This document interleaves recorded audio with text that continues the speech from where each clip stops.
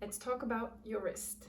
So you take your apple hand, you turn it around, you keep that pincer shape, and then you lift your finger, you activate your fingertip, you go look for the note, and then when you play, look at my wrist.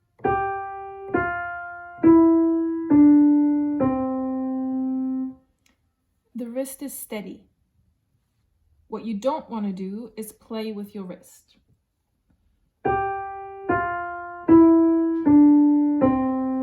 You don't want to do that.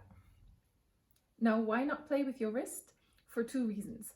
One is you can't develop your technique that way, and two is it just doesn't sound good. Now, steady does not mean tense. You need a basic amount of tension to maintain this shape and this form, but not so much that it becomes rigid. And that's just the dynamic balance between tension and relaxation that you'll develop over time. Now, here's what you want to do.